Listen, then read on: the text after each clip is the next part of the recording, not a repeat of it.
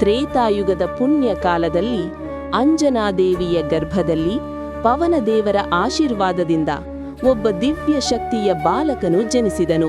ಅವನೇ ಅಂಜನೇಯ, ಪವನಪುತ್ರ ಹನುಮಂತ.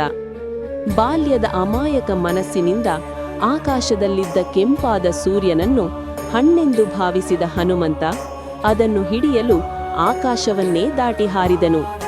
ದೇವತೆಗಳೆಲ್ಲ ಆತಂಕಗೊಂಡರು. ಇಂದ್ರನ ವಜ್ರ ಹನುಮಂತನಿಗೆ ತಾಕಿತು. ತುಟಿ ಗಾಯಗೊಂಡರೂ ಅವನ ದಿವ್ಯ ಶಕ್ತಿ ಕ್ಷೀಣಿಸಲಿಲ್ಲ. ಅಂದಿನಿಂದಲೇ ಅವನು ಹನುಮಾನ್ ಎನಿಸಿಕೊಂಡ.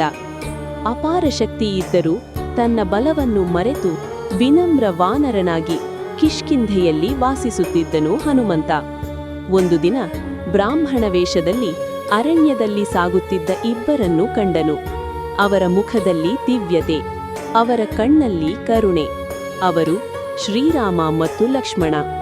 ಆ ಕ್ಷಣದಲ್ಲೇ ಹನುಮಂತನ ಹೃದಯ ಹೇಳಿತು, ಇವನೇ ನನ್ನ ಪ್ರಭು. ಶ್ರೀರಾಮನ ಪಾದಗಳಿಗೆ ಶರಣಾದನು.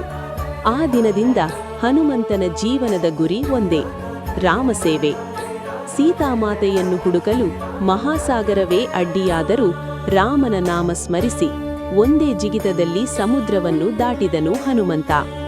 ದುಃಖದಲ್ಲಿ ಕುಳಿತಿದ್ದ ಸೀತಾಮಾತೆಯ ಮುಂದೆ ವಿನಮ್ರವಾಗಿ ನಿಂತನು ಹನುಮಂತ.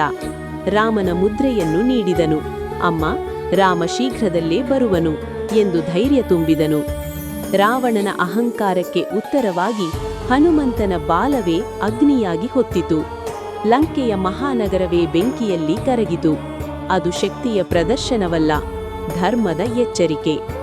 ಯುದ್ಧಭೂಮಿಯಲ್ಲಿ ಲಕ್ಷ್ಮಣ ಮೂರ್ಛೆಗೊಂಡಾಗ ಒಂದು ಕ್ಷಣವೂ ತಡಮಾಡದೆ ಸಂಜೀವಿನಿ ಪರ್ವತವನ್ನೇ ಎತ್ತಿಕೊಂಡು ಆಕಾಶದಲ್ಲಿ ಹಾರಿದನು ಹನುಮಂತ. ಯುದ್ಧ ಮುಗಿದಿತು, ಧರ್ಮ ಗೆದ್ದಿತು, ಶ್ರೀರಾಮ ವಿಜಯಶಾಲಿಯಾದನು. ಆದರೆ ಹನುಮಂತ ಮಾತ್ರ ವಿನಮ್ರವಾಗಿ ಪ್ರಭುವಿನ ಪಾದಗಳ ಬಳಿ ನಿಂತನು. ವರ ಕೇಳು ಎಂದಾಗ ಹನುಮಂತ ಕೇಳಿದ್ದು ಒಂದೇ, ಪ್ರಭು, ನಿಮ್ಮ ನಾಮ ನನ್ನ ಉಸಿರಾಗಿರಲಿ. ಇಂದಿಗೂ ಹನುಮಂತ ಚಿರಂಜೀವಿ. ರಾಮನಾಮ ಜಪಿಸುತ್ತಾ ಭಕ್ತರನ್ನು ಕಾಪಾಡುತ್ತಿದ್ದಾನೆ. ಭಯ ಬಂದಾಗ, ಬಲ ಕುಗ್ಗಿದಾಗ ಒಮ್ಮೆ ಹನುಮಂತನನ್ನು ಸ್ಮರಿಸಿ, ಅಸಾಧ್ಯವು ಸಾಧ್ಯವಾಗುತ್ತದೆ. ಜೈ ಶ್ರೀರಾಮ್, ಜೈ ಹನುಮಾನ್.